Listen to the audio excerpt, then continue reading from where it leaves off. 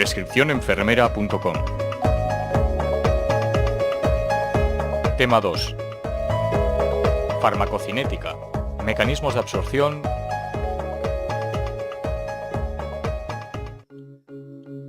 Cuando se administra un fármaco ha de llegar a su lugar de acción, alcanzar una concentración adecuada para producir el efecto y posteriormente debe ser eliminado.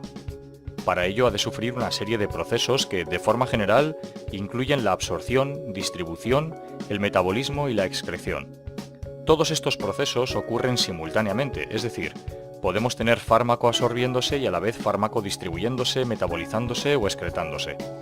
La farmacocinética es la parte de la farmacología que se dedica a estudiar estos procesos. Absorción. La absorción estudia la entrada de los fármacos en el organismo desde el lugar donde se administran. Se entiende por absorción el paso a través de las membranas celulares. Este paso dependerá de factores como la liposolubilidad o el grado de ionización, además de otros factores como las características de preparación farmacéutica, el lugar de absorción y los fenómenos de eliminación presistémica, como por ejemplo el primer paso hepático, que provocan que una parte del fármaco sea destruido antes de llegar a la circulación sistémica. Así, por lo general, los fármacos liposolubles de peso molecular pequeño y que se encuentran no ionizados tendrán mayor facilidad para atravesar las membranas biológicas. Los fármacos pueden atravesar las membranas biológicas por varios mecanismos.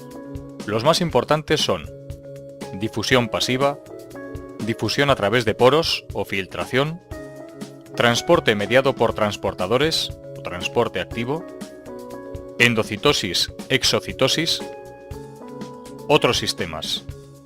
A continuación describiremos cada uno de ellos. Difusión pasiva. Es el medio utilizado por la mayoría de los fármacos. El fármaco pasa la membrana por disolución en la bicapa lipídica. Se produce a favor de un gradiente de concentración y sin gasto energético. La velocidad de paso depende de la concentración de fármaco. A mayor concentración, mayor velocidad, hasta que se igualen las concentraciones a ambos lados de la membrana. Se entiende por velocidad de difusión la cantidad de sustancia que difunde por una unidad de tiempo. La difusión pasiva sigue una cinética llamada de primer orden y se rige por la ley de Fick. Es importante tener en cuenta que la mayoría de los fármacos son ácidos o bases débiles y por lo tanto son electrolitos que en disolución se encuentran en dos formas, ionizada o no ionizada. La fracción ionizada es hidrosoluble, mientras que la no ionizada es liposoluble, y por lo tanto es la única que tiene facilidad para atravesar la membrana.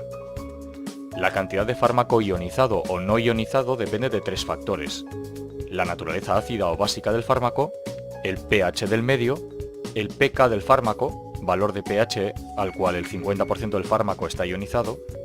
El pK y el pH se relacionan por medio de la ecuación de Henderson-Hasselbalch, que permite conocer la fracción de fármaco que se ioniza y la que queda sin ionizar. Las variaciones de pH condicionan, por lo tanto, la cantidad de fármaco ionizado y sin ionizar, y por lo tanto la cantidad de fármaco que atraviesa la membrana, lo que significa que modificando el pH podemos alterar la cantidad de fármaco que pasa a las membranas biológicas. Este aspecto resulta de especial interés cuando se quiere acelerar la eliminación de un fármaco a través de la orina o cuando se bloquea la absorción por el uso de sustancias que alteran el pH. Difusión a través de poros o filtración. Es el paso a través de los canales acuosos situados en la membrana para sustancias con bajo peso molecular y con carga negativa. El paso de sustancias con carga positiva se realiza mediante transporte activo. La velocidad de filtración depende del tamaño de los poros. Transporte activo o transporte mediado por transportadores. Se trata de sustancias de naturaleza proteica que captan el fármaco a un lado de la membrana y lo trasladan al otro lado. Puede ser pasivo sin gasto energético, en cuyo caso se habla de transporte facilitado o con gasto energético, transporte activo. A diferencia de la difusión pasiva, este proceso puede saturarse y la velocidad de paso deja de aumentar. Además, se puede producir competición con otras sustancias que utilicen el mismo transportador. Los procesos saturables siguen una cinética de orden mixto y se rigen por la ecuación de Michaelis-Enter. Este tipo de transporte tiene especial importancia en la barrera hematoencefálica, el tubo digestivo, el túbulo renal, las vías biliares o la placenta. Endocitosis y exocitosis. Son mecanismos que permiten a las macromoléculas y partículas entrar en la célula o ser eliminadas de ella respectivamente. implican la rotura de la membrana celular. En la endocitosis se forma una invaginación que posteriormente se cierra, dando lugar a una vacuola que es liberada al citoplasma. Se plantea esta vía como opción para liberación de fármacos de forma selectiva en el interior celular. La exocitosis es el proceso contrario en el que la membrana se abre para permitir la salida de componentes celulares. Es el mecanismo por el que se liberan muchos neurotransmisores y hormonas.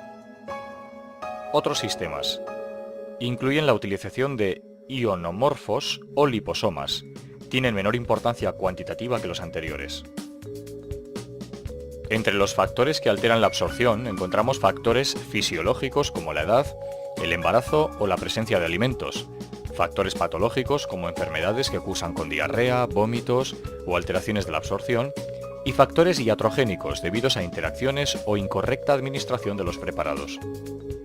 La biodisponibilidad de un fármaco corresponde a la cantidad de un fármaco que accede a la circulación sistémica y que se encuentra, por tanto, en condiciones de producir el efecto. La biodisponibilidad de un fármaco tiene mayor interés clínico que la propia absorción, y es habitual referirse a la absorción de un fármaco cuando realmente estamos describiendo su biodisponibilidad. La biodisponibilidad solo tiene en cuenta la concentración en sangre, pero no el tiempo que tarda en alcanzarse. Para hablar de la concentración, según el tiempo en que se alcanza, se utiliza el término bioequivalencia. Dos fármacos, por tanto, serán bioequivalentes si alcanzan la misma concentración en sangre en el mismo tiempo o en un intervalo cercano. Para la mayoría de los fármacos, sus efectos guardan estrecha relación con sus niveles plasmáticos, y hablamos de concentración mínima eficaz, CME, para referirnos a la concentración necesaria para producir el efecto, y concentración mínima tóxica, CMT, entendida como aquella que si se supera origina efectos tóxicos. La diferencia entre ambas, la llamada concentración eficaz o margen terapéutico. Los llamados fármacos de margen terapéutico estrecho son aquellos en los que la diferencia entre la concentración eficaz y tóxica es pequeña.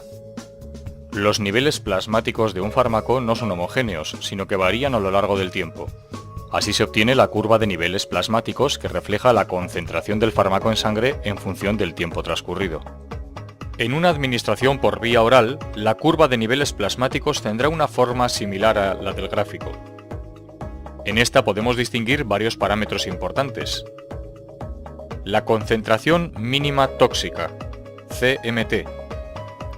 Concentración mínima eficaz, CME. Intervalo terapéutico, IE. Cmax, o concentración máxima que se alcanza en el plasma. Como para muchos fármacos la concentración plasmática guarda relación con los efectos, es de esperar que en el momento de máxima concentración, los efectos sean más intensos. Periodo de latencia. Es el tiempo que transcurre desde que se comienza a administrar el fármaco hasta que éste alcanza la concentración mínima eficaz. Para evitarlo o disminuirlo, podemos administrar el fármaco por vía intravenosa directamente a la concentración eficaz. AUC, o área bajo la curva plasmática, refleja la biodisponibilidad del fármaco.